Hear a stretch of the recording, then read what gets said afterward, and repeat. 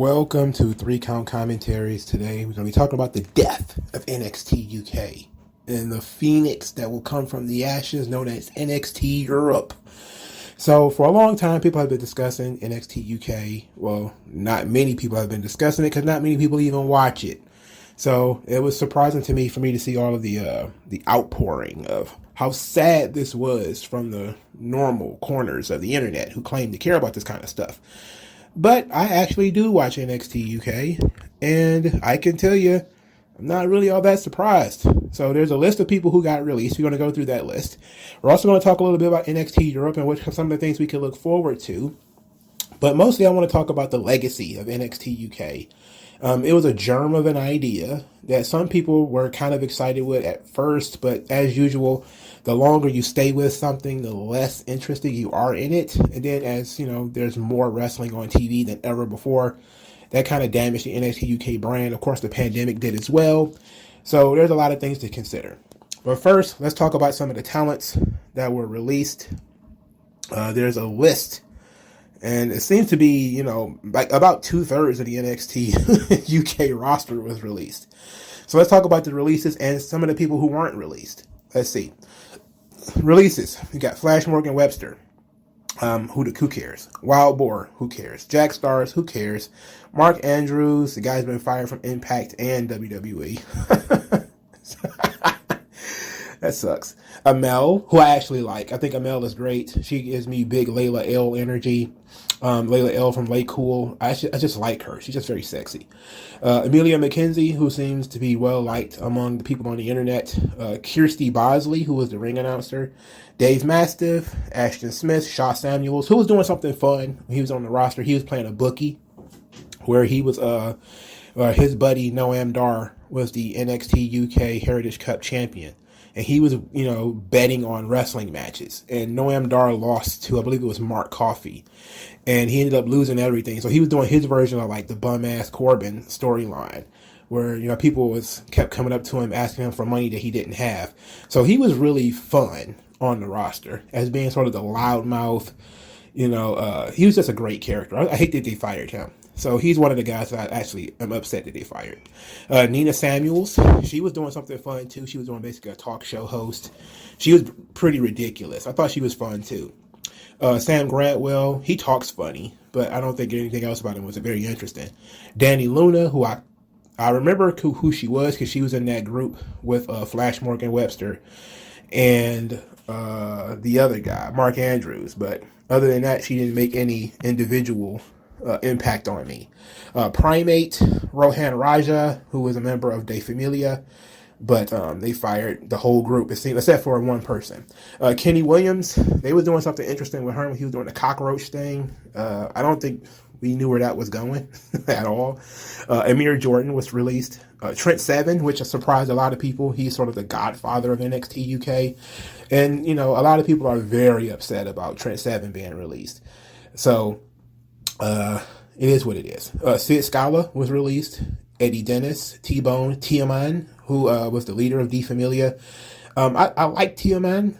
I liked him. He was in the German-based wrestling promotion WXW, or VXV, as they call it. So, you know, I think he was wrestling under a different name, but I like the guy. Zaya Brookside, which also surprised some people because her father still works in WWE. And Saxton Huxley was released. So those were the releases. Noticeably absent were, so they didn't get rid of the entire roster. That should tell you that, you know, they're not completely obliterating the NXT UK brand. They're just kind of reforming it. So the people who are not released but are not currently on WWE NXT TV. Ilya Dragunov, former NXT champion who is injured currently. Noam Dar, who is a holdout from the Cruiserweight Classic. I mean, Noam Dar has been around forever. Noam Dar and Cedric Alexander might be the last two guys from the Cruiserweight Classic that are still in WWE, and both of them are holding on by a cunt here. They're just kind of like, I'm still here. I'm still collecting checks. It's unbelievable. Isla Dawn, who she got a big character kick up when Sean took over. He kind of made her like the Wiccan Witch. She was kind of doing what Alexa Bliss was doing on Raw. She was kind of doing it on NXT UK, so it was really fun. Mako Satomura, who is the women's champion, apparently she's going to be involved with Worlds Collide, so we'll talk about that in a moment. Charlie Dempsey, who was doing a storyline. She was in D Familia with Tiaman and Rohan Raja, but both of them have been released. Jenny, the current ex-girlfriend or whatever of Gunther, she's still on the roster. Rampage Brown is still there. Oliver Carter, his partner, Amir Jordan, got injured, and he was former tag team champion. Nigel McGuinness, who was doing commentary. Aaliyah James, Joseph Connors, who was Jenny's manservant. So he's still there. Stevie Turner, she's doing like a sort of futuristic gimmick. I'm not really understanding what it was, but she was been doing that for a while, and she's still there. And Eva Valkyrie, she's still under on the roster. Apparently, she must be hurt because I have not seen her in ages. So, in the releases and the people who are still there, that leads us to Worlds Collide. So Worlds Collide will be taking place on September the 4th, and here is what WWE has to say about it. It says, WWE today announced that the NXT brand will grow internationally with the creation of an all-new NXT Europe, which will be launched in 2023. For the success of our live events and talent identification efforts throughout all of Europe, I believe this is the perfect time to expand NXT beyond the UK, said Shawn Michaels, WWE Vice President of Talent Development Creative. Oh, look at Shawn. He's an executive now. Ooh la la. Launched in 2016, NXT UK has received critical acclaim and developed WWE main roster talent such as Rhea Ripley, Doudrop, Gunther, and Butch. NXT Europe will reimagine the brand and its talent pipeline with a pan-European focus. Prior to the debut of NXT Europe, Worlds Collide, a premium live event featuring NXT and NXT UK stars, will be presented live on Sunday, September the 4th. Now, I wouldn't necessarily brag about NXT UK bringing us Doudrop and Butch. Most people would be like, who cares about Doudrop and Butch? Just come on. So, on the creation of NXT Europe, Shawn Michaels continued, this has been a goal of Hunter's for quite some time, and I think clearly that with what he has done recently with him taking on creative, he felt that now would be a great time to have the ability to do that. NXT UK was one of the first steps in that process. So I think a lot of people were kind of questioning what was going to happen with NXT UK once they redeveloped NXT into NXT 2.0 and, with the bright colors and everything. And everybody was kind of like, well, I remember PW Insiders, specifically Dave Shearer, was hoping and praying that WWE would forget that NXT UK exists and wouldn't touch the roster at all. But I think most people kind of figured it was coming eventually. They had been running empty arena shows for a long time. Now, they've been having fans at the NXT UK shows, but they haven't been able to tour due to, the pandemic and everything. So I figured like they just tired of losing money. And BT Sports Studio, as we talked about on Tuesday, is now going to be, I guess, converting over to soccer coverage or football coverage or whatever.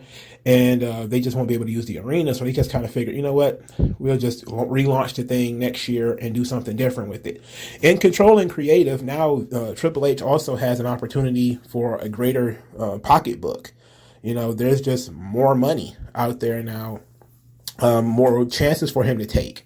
Maybe Vince gave him a really stiff budget before and didn't want to spend any money on NXT UK. That's kind of how it was. And when you start hearing that, that referee, Artemis, who complained about the NXT UK pay, maybe that was the reason. Maybe Triple H was under a tight budget and he just couldn't pay everybody as much as he would have liked to.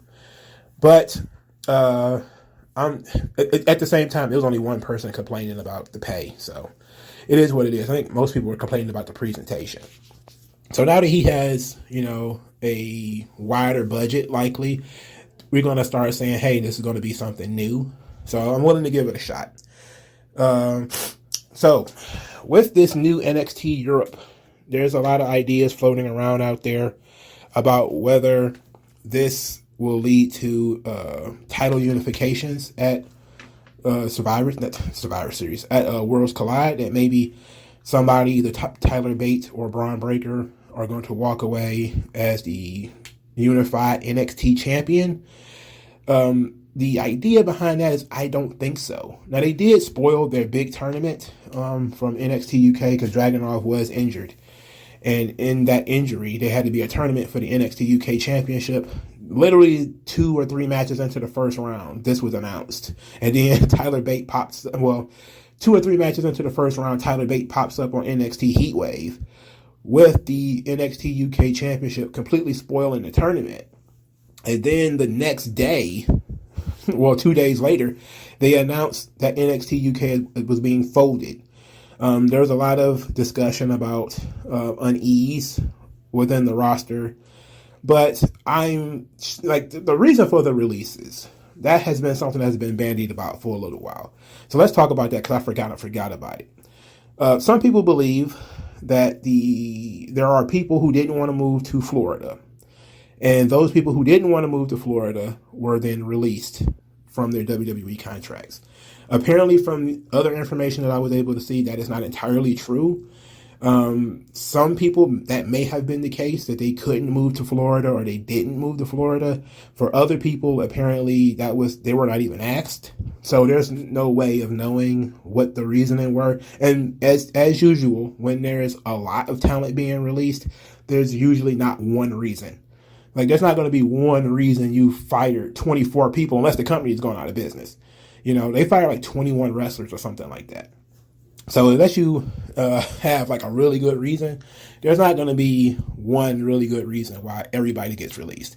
It was likely that some of these people were on the bubble anyway, and they just see this as an opportunity to get rid of them. And then there's other people who probably they liked, but they, felt like they've run their course, or they can't do anything else with them, or they might not be able to go to Florida. But I do believe that most of these talents that were released will be back, during the launch of NXT Europe.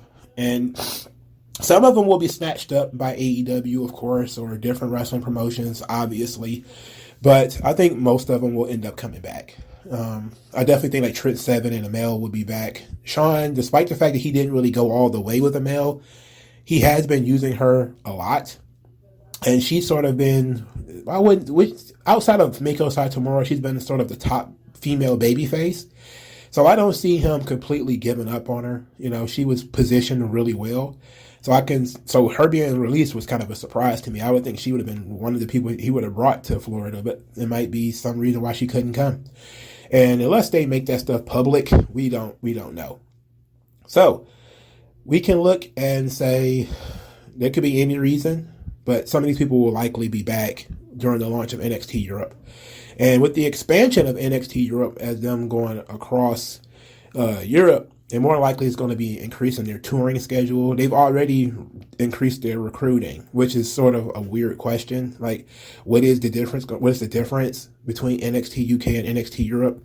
And it could possibly be just the touring schedule, because they've already recruited people from Ireland or Germany or whatever and had them come to the UK. And they're likely still going to do that, because I haven't heard anything about them building performance centers anywhere else so far, because they have one in London, and they pretty much have been signing talent from Europe and sending them to London. So now they've taken the people from London and sending them to Florida. But when I look at the people who they did bring in, Tyler Bate, Gallus, Blair Davenport, a lot of those are the standouts. Those are people who did really well and are really well known. And that's kind of the history of NXT UK, as we try to go into the end of this thing, because I don't want to be here forever, is that it was known as a great wrestling brand. They had some really fantastic matches that likely nobody saw because they were on Peacock, and unless you saw something on a takeover or something like that, you likely didn't see some of the more bang-ass matches that they had. The Ilya Dragunov A-Kid matches was tremendous. Those matches were tremendous. And the storyline going into them were very good as well. So it's not just like workity works, work rate shit. But I understand also 3 hours of Raw, 2 hours of NXT, 2 hours of SmackDown, 2 hours of AEW, another hour of AEW, this kind of stuff just gets lost in the shuffle, especially if you watch Impact. That's why I stopped doing reviews of NXT UK. It's like, it's just so much wrestling on TV that something is got to go under the radar. And so NXT UK was that. So a lot of people are like, oh, nobody cares about NXT UK. And you know what? They don't. They don't talk about it a lot. But when something good did happen, I did see certain corners of the internet talking about it. It would seem like one of those shows that people kind of quietly enjoyed and didn't feel the need to talk a lot about in terms of in the public. They just kind of quietly enjoyed it, said, hey, and it's one of those shows where it wasn't a lot of controversy about the show. You know, like a lot of what, you know, really keeps Raw or SmackDown or NXT or even AEW talked about is that there's so much controversial shit happening on these shows. While NXT UK was more logical, there was fewer baffling decisions being made. It was far more conservatively booked than usual. So it was kind of a boring show in terms of the news wire. There's nothing to talk about. So-and-so beat so-and-so, and that was it. There's nothing, no backstage rumors to discuss. There's nothing to talk about. So, of course, it's not going to trend on Twitter or anything like that, but when they had a big match that people really liked and really enjoyed, like the Gunther Ilya Dragunov matches, you would see people discuss it. So, that's the legacy of NXT UK. Looking at some of the stars that they brought in, I think Rhea Ripley ended up being the biggest star so far. And Gunther is well on his way to getting up there as well. But Nathan Fraser and Axiom, who was A-Kid in NXT UK, those guys are still around. They're still there. Blair Davenport, Kaylee Ray, who is now Alba Fire, they're still there. They still have an opportunity. So NXT UK is dead, but long live NXT Europe. What do you guys think? What do you guys think about NXT UK? Like, share, and subscribe. I'll talk to you guys later, man. Peace out.